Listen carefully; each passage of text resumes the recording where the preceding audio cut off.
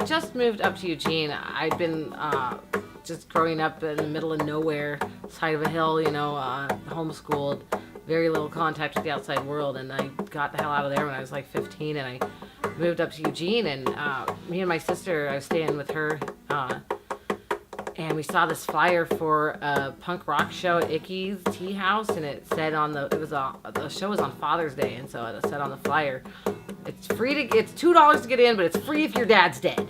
And so we were like, well, our dad's dead, we get it for free, all right. So we get down there, and we're like, our dad's dead, and the guy at the door just looked at us, and then we showed him the flyer, we're like, see, we get in for free, and he's like, well, okay, go on in.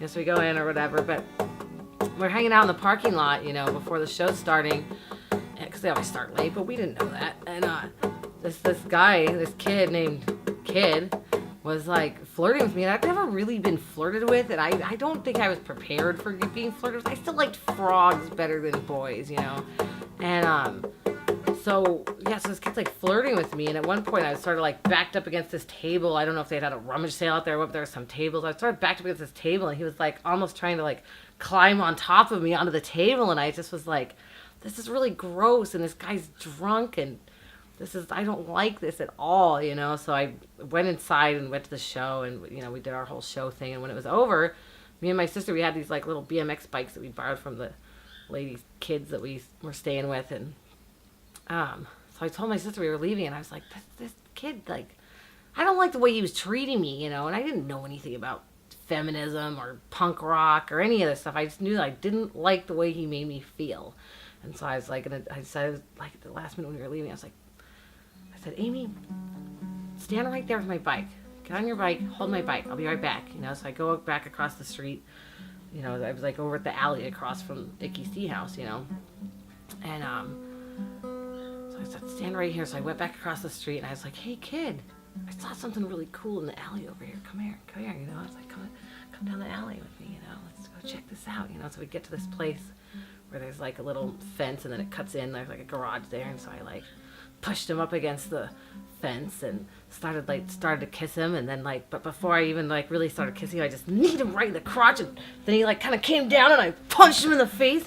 Then I ran down the alley, and I jumped on the bike, and I jumped on it so quick I fell off the other side, and I skinned up my knee, and then got back on and took off, because this kid was bigger than me, and he was obviously an asshole, and I figured, if it came to a fight, he would totally kick my ass, so I wasn't going to fight fair. I lured him in the alley, kneed him in the crotch, punched him in the face, took off. And then after that, I heard the word on the street was all these little skinhead girls wanted to kick my ass because they were friends with him, and they didn't like it that I had done that to him or whatever.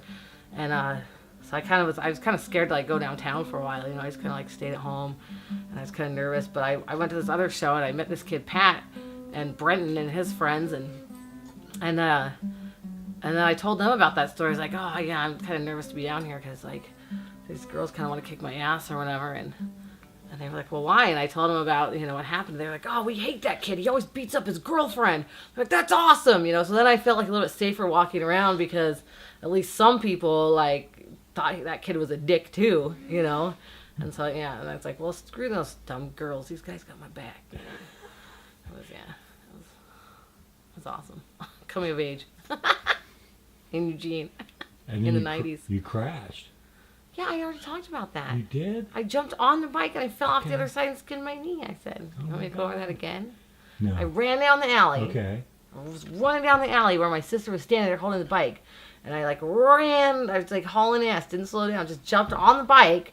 And instead of taking off, I was still had too much side momentum, tipped the fucking bike over in the gravel and skinned my knee. And then I got back up and rode away.